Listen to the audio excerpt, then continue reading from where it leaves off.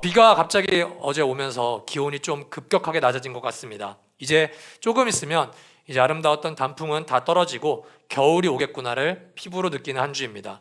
오늘은 우리의 추수감사주일입니다. 2025년이 대략 60일 정도 남은 것 같습니다. 여러분은 어떤 한 해를 보내셨습니까? 어쩌면 2025년이 인생에 있어서 목사님, 제 인생에 이렇게 좋았던 한 해는 없어요. 완벽한 한 해입니다. 너무 풍성한 한 해입니다. 특별한 한 해이고 올 한 해 같은 날들만 있었으면 좋겠다 하시는 분들도 계실 수 있겠지만 목사님, 이런 한 해는 이제 다시는 안 왔으면 좋겠습니다 라는 분들도 계실 수 있을 것 같습니다. 딱히 풍성한 열매를 이 한 해 가운데 거두지 못했기에 어쩌면 11월 2일인 오늘까지도 감사가 빠진 2025년으로 이 한 해를 마무리하려고 하셨던 분들도 계실 것 같습니다. 오늘 추수감사주일을 맞이하여 우리는 그리스도인의 진정한 감사에 대하여 살펴보고자 합니다. 오늘 설교는 세 부분으로 진행을 할 겁니다. 첫 번째는 그리스도인의 현실입니다. 그리스도인들은 어떤 현실을 살아가고 있는가? 두 번째는 그리스도인들의 기도입니다. 그 현실 속에서 우리는 어떤 기도를 하나님께 올려드리고 사는가? 그리고 마지막으로 그리스도인의 감사입니다. 이 모든 상황 속에서 우리는 왜 감사할 수 있는지에 대하여 다니엘서 3장을 토대로 말씀을 나누도록 하겠습니다. 먼저 그리스도인의 현실입니다.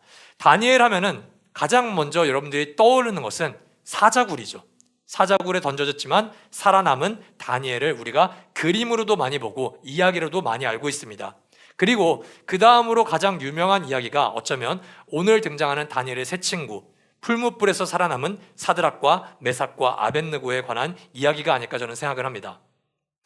오늘 성경 배경을 먼저 살펴봤으면 좋겠습니다. 잠깐만 짤막하게 바벨론이라는 나라를 짚고 넘어갔으면 좋겠는데요. 이들이 살아가고 있는 무대는 이스라엘이 아닙니다. 우리나라로 따지면 일제강점기도 아닙니다.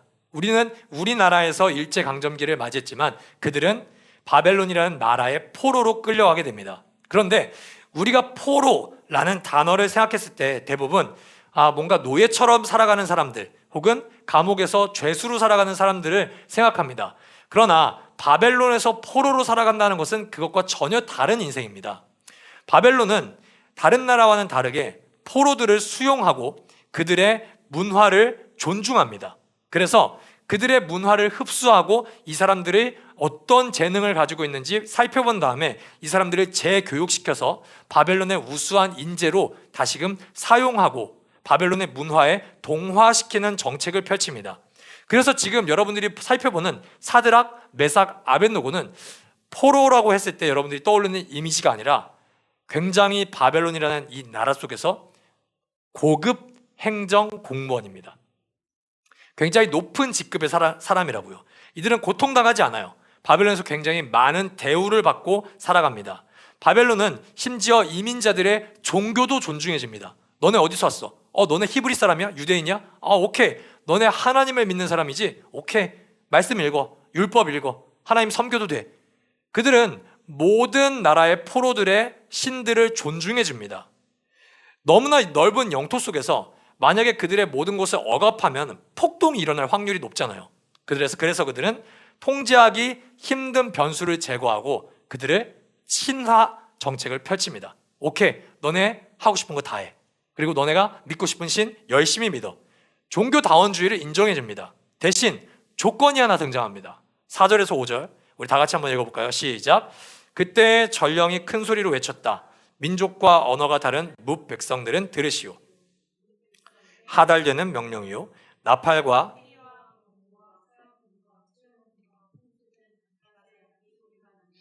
느부갓네살 왕이 세운 금신상 앞에 엎드려서 절을 하시오.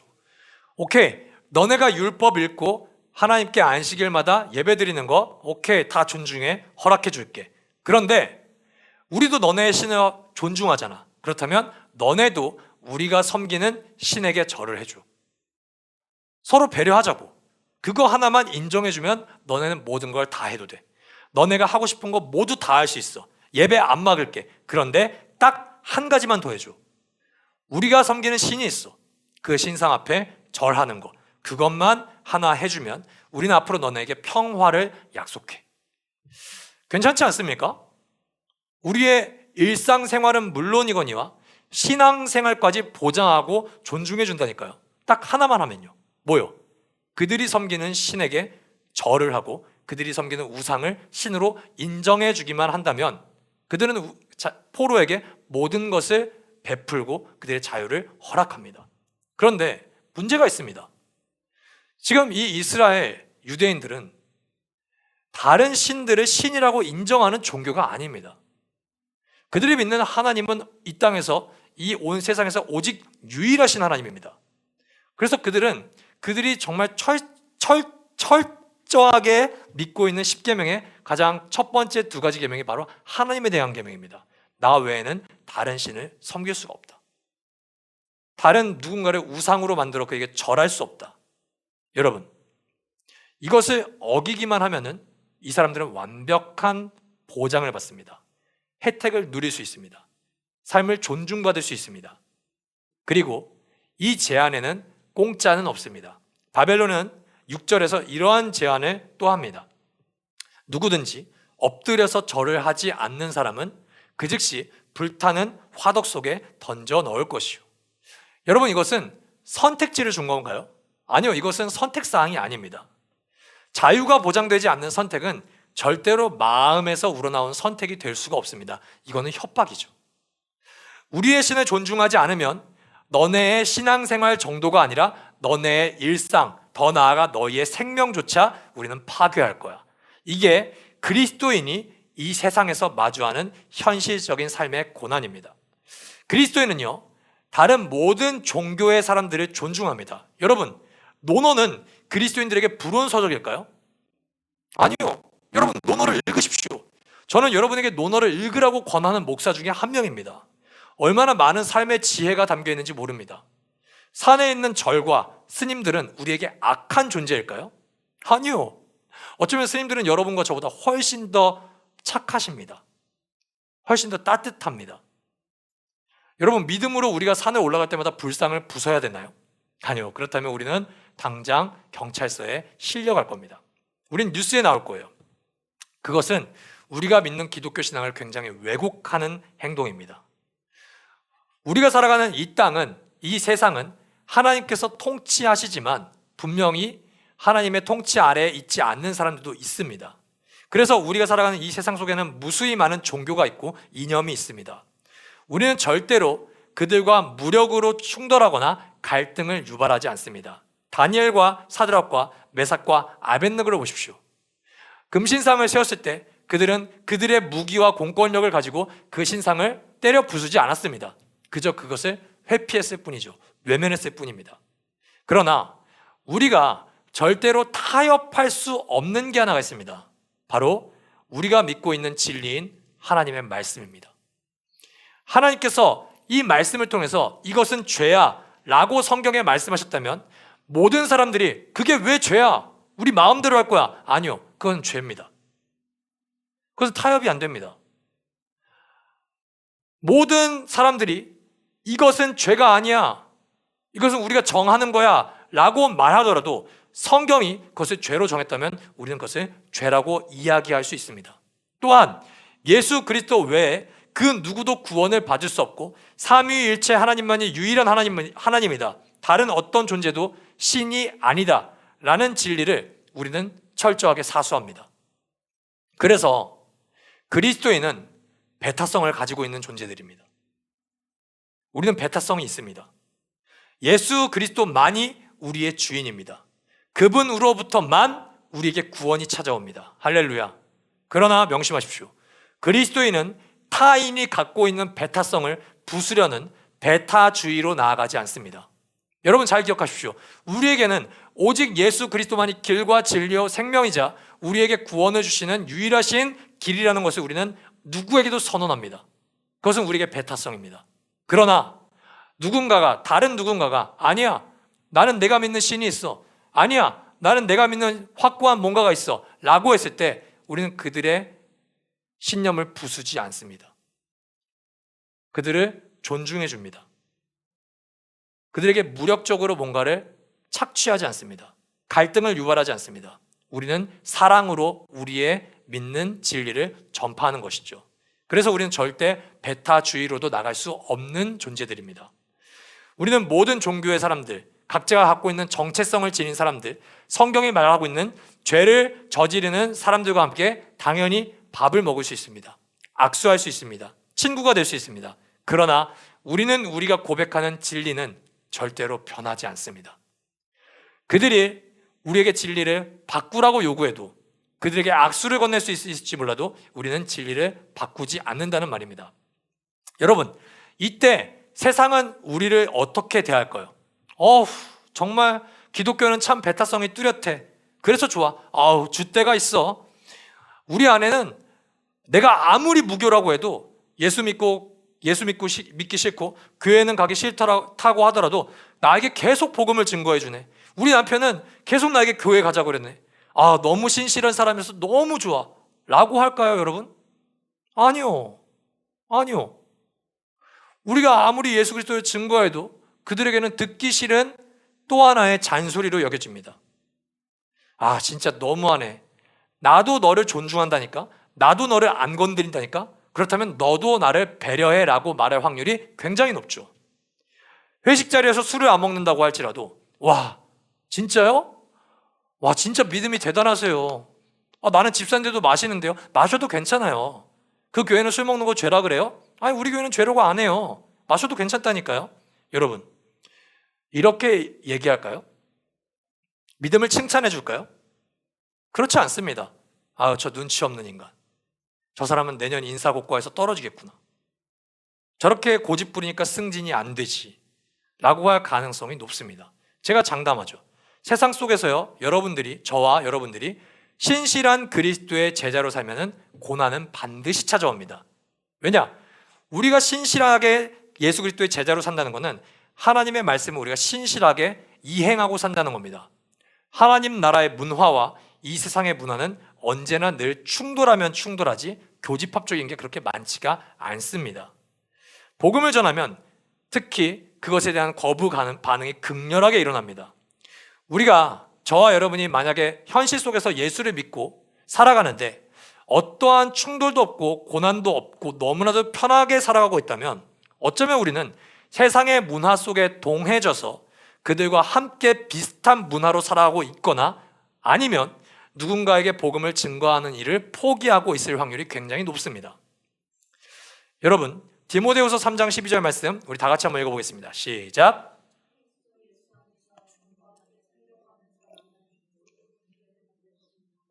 이것은 하나님의 약속입니다.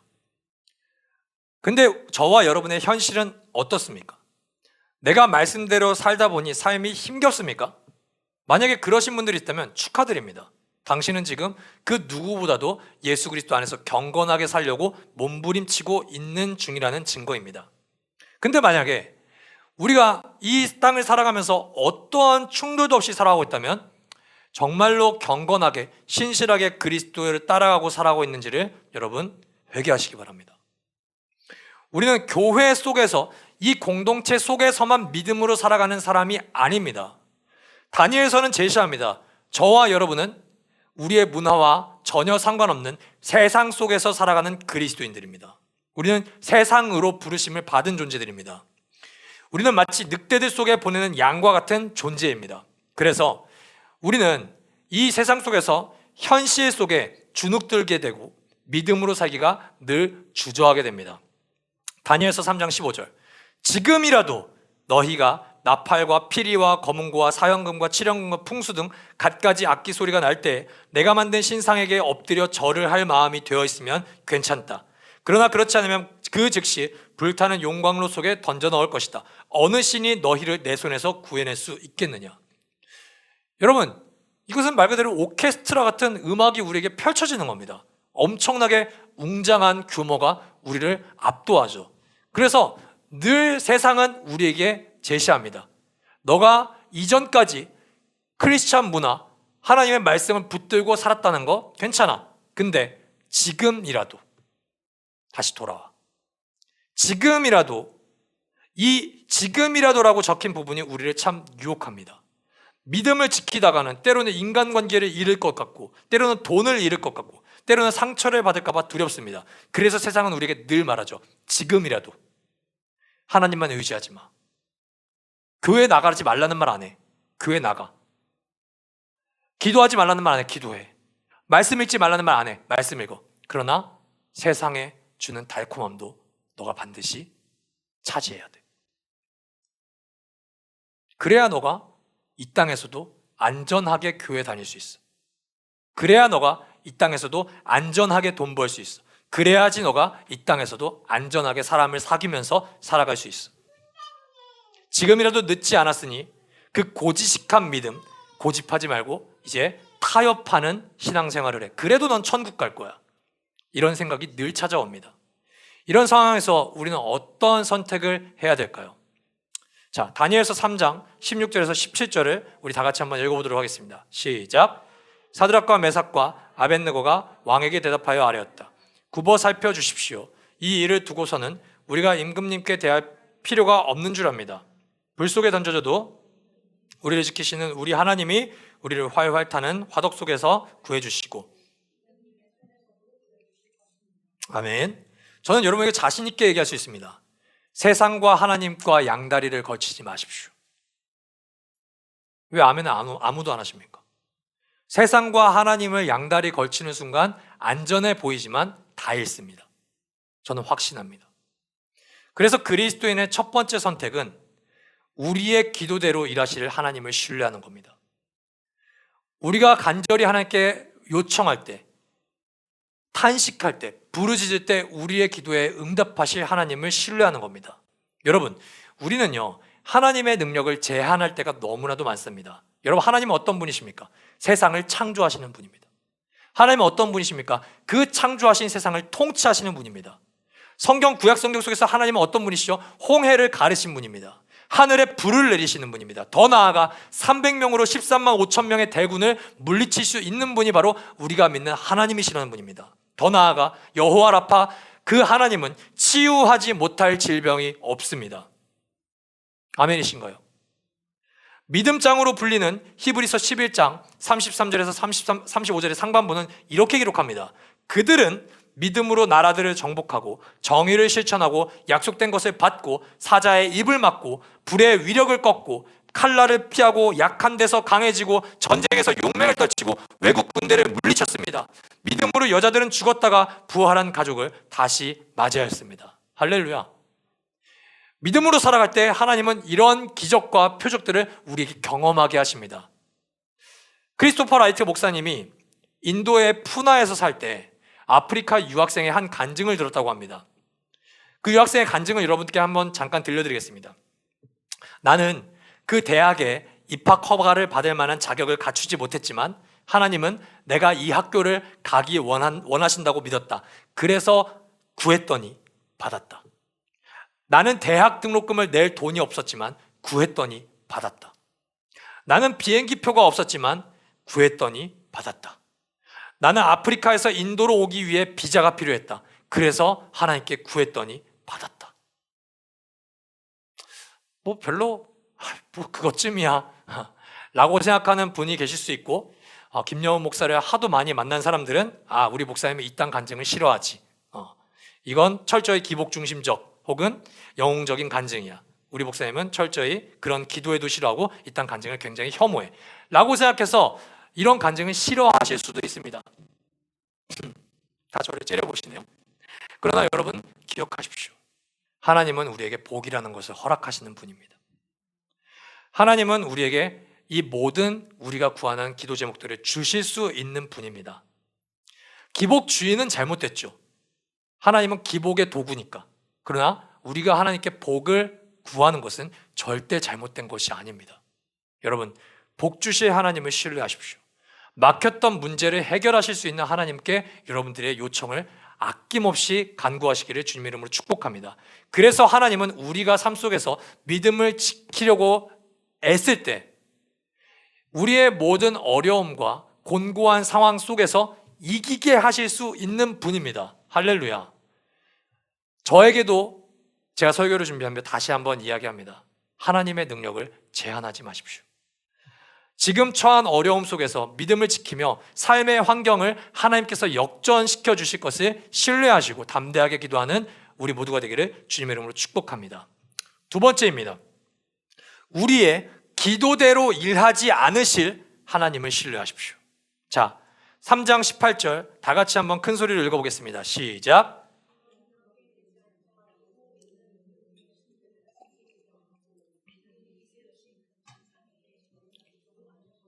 아멘. 개역개정에는 그리 아니하실지라도 라고 아마 적혀 있을 겁니다. 이것은 멋있는 기도지만 하지만 하기 싫은 기도죠. 이것은 굉장히 저 사람 신앙 쩐다 이런 표현을 들을 수 있는 기도지만 솔직히 솔직한 마음으로 고백하기는 죽어도 싫은 기도입니다. 그래서 사실 우리는 이 기도를 잘 하지 않습니다. 우리는 내 뜻대로 마옵시고 아버지 뜻대로 하소서라는 기도를 잘 안 합니다. 우리는 오히려 아버지 뜻은 뒤로 감추시고 내 뜻대로 해주세요라는 기도를 훨씬 많이 하죠. 그리고 더 나아가 하나님, 제가 이토록 열심히 기도하잖아요. 믿음을 지키잖아요. 그런데 이렇게 안 해주면 하나님 저는 삐질지도 몰라요. 저는 개종할지도 몰라요. 이런 협박까지 우리는 하나님께 쉽게 할 수 있습니다. 그런데요, 우리가 아까 히브리서 11장을 읽었죠. 히브리서 11장은 제가 아까 말씀드린 것처럼 믿음장이라고 불리는 설명입니다. 히브리서 11장 35절 후반부에는 이런 내용이 있습니다. 또 어떤 이들은 고문을 당하면서도 더 좋은 부활의 삶을 얻고자 하여 구태여 노여나기를 바라지 않았습니다.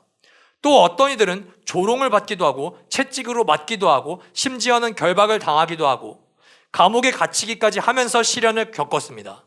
또 그들은 돌로 맞기도 하고 톱질을 당하기도 하고 칼에 맞아 죽기도 했습니다. 그들은 궁핍을 당하며 고난을 겪으며 학대를 받으면서 양과 염소의 가죽을 입고 떠돌았습니다. 세상은 이런 사람들을 받아들일 만한 곳이 못 되었습니다. 그래서 그들은 광야와 산과 동굴과 땅굴을 헤매며 다녔습니다. 놀랍게도 믿음장이라고 불리는 히브리서 11장에 기록된 믿음의 사람들의 모습입니다. 세상 속에서 참 비참하게 살아가죠. 어떤 사람들은 부활한 사람을 다시금 맞이하는 가족이 있는 반면에 그들은 결국에 죽음을 겪는 삶을 끝내 당하게 됩니다. 우리가 늘 잊지 말아야 되는 게 하나가 있습니다. 기도해도 어려움에서 벗어나지 못하는 상황들이 우리에게 펼쳐집니다. 병이 안 낫습니다. 미친 듯이 가려운 일상이 저는 계속되고 있습니다. 기적이 전혀 나타나지 않습니다. 아이가 생기지 않고 인간관계가 회복되지 않습니다. 사업이 일어날 기미가 보이지 않습니다. 고통이 지속되고 내가 그토록 전도하려고 하는 사람들이 전도가 될 기미가 안 보입니다. 여러분 기억하십시오. 그 상황은 여러분들의 믿음이 없어서 그렇게 된 게 아닙니다. 그 상황은 여러분들의 기도가 부족해서 그렇게 된 게 아닙니다. 절대 여러분들의 믿음이 부족해서 약해서라고 여러분들을 자책하지 마십시오. 사랑하는 여러분, 우리는 우리를 고통에서 자유하게 하실 하나님을 신뢰합니다. 믿으십니까? 그러나 우리는 하나님의 자유를 신뢰합니다. 이거 진짜 멋있는 문장이에요. 제가 적었음에도 불구하고 저는 이 문장을 보면 김영원 너의 머릿속에 이런 문장이 떠오르다니 진짜 대단한 인간이다. 여러분, 저는 하나님이 우리 교회를 걱정과 불안 속에서 자유하게 해주실 것을 늘 기대합니다. 성장할 것을 늘 기대합니다. 이 빈자리가 채워질 것을 기대합니다. 더 나아가 언젠가는 우리가 공간을 이전하고 우리 교회가 분립할 것을 기대합니다. 그러나 제가 더 기대하는 게 있습니다. 내 지혜와 내 선함 속에 갇혀 계신 하나님이 아니라 내 모든 생각을 뛰어넘어 계시는 하나님의 자유하심을 저는 완벽하게 신뢰합니다. 이것을 우리의 기도에 솔직하게 적용해 볼까요? 하나님, 나와 내 가족을 위험이나 질병, 사고로부터 보호하실 수 있음을 나는 믿습니다. 비록 그렇게 하지 않으시더라도 나는 원망과 분노라는 신에게 절하지 않겠습니다. 하나님, 회사의 부당한 명령을 따르는 대신 양심을 따라, 말씀을 따라 내가 옳고 정의롭다고 믿는 바를 내가 지켜낸다면 주님이 나의 평판과 직업을 지켜주실 수 있음을 믿습니다. 비록 그렇게 하지 않으시더라도 나는 비겁함이라는 신에게 절하며 세상의 길을 가지 않겠습니다. 하나님, 나는 당신이 나에게 꼭 맞는 그 직업, 꼭 맞는 나의 그 사역, 혹은 나의 기회로 갈 수 있는 문을 열어주실 것이라고 나는 믿습니다. 하지만 그렇게 하지 않으시더라도, 내가 어둠 속을 걷는 것처럼 보일지라도 절망과 불안이라는 신들에게 절하며 그들을 섬기지 않겠습니다. 마지막으로, 하나님, 내가 내 인생의 동반자를 찾아 결혼해서 아이를 낳고 행복한 가정이라는 선물을 누릴 수 있도록 당신이 나의 삶을 예비하시고 도와주실 것을 나는 믿습니다. 그러나 하나님, 그렇게 하지 않으시더라도 나는 자기 연민이라는 신들에게 절하지 않겠습니다. 이것이 우리의 가장 위대한 기도입니다. 여러분, 하나님께 우리가 기도할 때 비록 그렇게 되지 않더라도라는 이 문장을 두려워하지 마십시오. 그것은 결코 믿음이 부족한 불신앙이 아닙니다. 그것은 오히려 선하신 하나님께서 가장 뛰어난 지혜로 우리에게 최고의 길로 인도하실 하나님의 자유를 우리가 신뢰하는 기도입니다. 제자들이 그랬듯이, 수많은 그리스도인들이 그랬듯이 우리는 주의 이름을 위해 고통과 동행하는 삶조차 영광스럽게 받아들일 수 있는 은혜를 달라고 우리는 기도해야 될 줄 믿습니다. 그렇다면 마지막으로 우리는 무엇에 대해 감사할 수 있을까요? 사드락과 메삭과 아벳느고는 묶인 채로 화덕에 던져집니다. 그 불이 너무나 뜨거운 나머지 이 세 친구를 던지고 있던 이들을 붙들고 던진 사람에게 불꽃이 번져서 타 죽을 정도로 불은 뜨거웠습니다. 근데 다니엘서 3장 24절에서 25절은 이 장면을 이렇게 설명합니다. 그때 느부갓네살 왕이 놀라서 급히 일어나 모사들에게 물었다. 우리가 묶어서 화독 불 속에 던진 사람은 셋이 아니더냐? 그들이 왕에게 대답하였다. 그러합니다, 임금님. 왕이 말을 이었다. 보아라, 내가 보기에는 네 사람이다. 모두 결박이 풀린 채로 화덕 안에 걷고 있고 그들에게 아무런 상처가 없다. 더욱이 넷째 사람의 모습은 신의 아들과 같다. 분명히 세 명을 던졌습니다. 근데 신의 아들과 같은 존재가 이 느부갓네살과 사람들의 눈에 보이는 겁니다. 여러분, 이 네 번째 사람, 신의 아들과 같은 모습의 존재는 누구입니까? 모든 성경학자들은 이 존재를 아브라함에게 나타나시고 모세에게 나타나시고 여호수아에게 군대의 대장으로 나타나신 성육신하기 이전에 우리에게 모습을 보이신 성자 예수 그리스도라고 이야기합니다. 대부분의 사람들은 이 다니엘서 3장을 볼 때 이 본문의 결말인 사드락과 메삭과 아벳느고가 불에 상하지 않고 그을림도 하나도 없이 나오는 모습, 그래서 그들을 보면서 왕이 하나님을 찬송하는 모습에 감격을 합니다. 그럼 그렇지, 나도 이제부터 하나님께 아버지 이 위기에서 나를 탈출시켜달라고 하면 하나님이 나의 문제를 해결시켜주는 것을 보고 이런 내 모습을 보고 사람들이 하나님을 찬송하겠지. 맞습니다. 맞아요. 동의합니다. 그런 일들이 저와 여러분에게 나타나기를 기대하고 기도합니다. 저도. 여러분, 근데요, 우리가 여기서 짚고 넘어가야 될 사항이 하나가 있습니다. 이 네 번째 사람은 예수 그리스도입니다. 성자 하나님이라고요. 그렇다면 제가 하나님이라면 더 쉬운 방법을 택했을 것 같습니다. 뭡니까? 불을 끄는 거죠. 너네가 일으킨 불을 나는 아주 가볍게 끌 수 있단다. 너네는 얘들을 고통스럽게 하지 못해. 예수 믿는 사람들이요, 이 장면을 봐라. 너네는 절대 어떤 불도 해할 수 없을 것이다. 성자 예수 그리스도는 그걸 충분히 할 수 있는 존재입니다. 그런데 어떻게 되죠? 우리가 이 장면에서 무엇을 직면합니까? 모든 것을 하실 수 있는 하나님의 아들 그리스도께서 인간의 모든 고통에 참여하고 계신 겁니다. 고통에서 죽을까봐 떨고 이 고통 속에서 하나님께 탄식하고 있는 자신의 백성과 함께 계시다는 사실입니다. 여러분, 사드락과 메삭과 아벳느고는 풀무불에 들어갈 때 함께 들어갑니다. 셋이 함께 들어갑니다. 그러나 시간이 흘러서 예수 그리스도라는 존재는 어떻습니까? 그는 십자가에 들어갈 때 그 누구도 그와 함께 들어가는 사람이 없었습니다. 그가 고통을 마주합니다. 풀무불과는 비교할 수 없는 지옥의 열기가 겟세마네에서 그에게는 보였을 겁니다.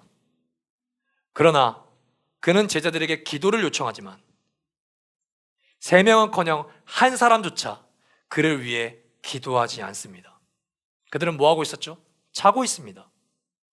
예수와 함께 있지 않다고요. 십자가에서 제자들 모두는 예수 그리스도와 함께 없었습니다. 그리스도는 풀무불과는 비교할 수 없는 하나님의 사랑이 단 요만큼도 없이 진노만 있는 지옥의 불로 들어가십니다. 아무도 동행하지 않고요.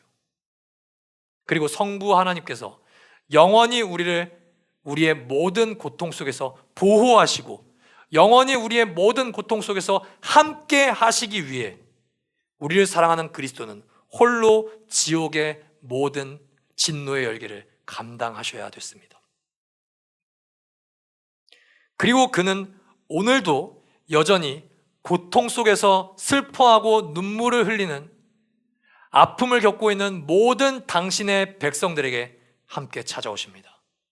그리고 그 아픔을 함께 견디십니다. 여러분 그거 아십니까? 논어를 봐도요, 불교 경전을 봐도요, 세상의 그 어떤 이념들을 봐도요, 창조주가 피조물의 고통에 참여하는 존재는 하나도 없습니다. 오직 성경만이 유일합니다. 그가 우리의 구주이십니다. 그가 우리의 목자이십니다. 그가 우리의 영원한 신랑 예수 그리스도이십니다. 고린도서 1장 4절에서 5절 함께 읽습니다. 시작. 온갖 환난 가운데에서 우리를 위로하여 주시는 분이십니다. 따라서 우리가 하나님께 받은 그 위로로 그리스도로 말미암아 우리의 위로 넘칩니다. 사랑하는 라이트하우스 일상 가족 여러분, 그리스도께로 오십시오. 그와 함께 동행하는 삶은 우리를 그저 날마다 쳇바퀴가 굴러가는 것 같은 뻔한 일상과 당연한 일상 속에서 탈출하게 합니다. 그와 함께 하는 고난은 우리에게 고통만을 선사하지 않습니다. 고통은 분명합니다. 뜨거운 불 같은 고통이 우리를 매우 아프게 합니다. 과거의 고통, 그리고 지금 현재 사람과의 갈등으로 인한 고통, 그리고 남들은 다 이루어지는데 나는 아무 죄도 저지른 것이 없는 것 같은데 나에게는 이루어지지 않는 소망, 그런 고통이 우리에게 찾아옵니다. 그러나 예수 그리스도와 우리가 진정으로 함께할 때, 우리 때문에 우리를 위하여 홀로 이 세상의 모든 죄의 고통을 짊어진 그리스도를 바라볼 때 우리는 고통의 자리에서 위로의 자리로 넘어가게 됩니다. 그리고 그 위로는 놀랍게도 우리를 고통 속에서 탈출시키는 것을 뛰어넘어 다른 누군가의 고통을 함께 뛰어들게 합니다. 그리고 그에게 위로의 발걸음을 선물하게 합니다. 사랑하는 여러분, 우리에게 가장 위대한 감사의 제목, 바로 예수 그리스도입니다. 그 그리스도께로 여러분을 초대합니다. 우리 함께 찬양하고 기도했으면 좋겠습니다.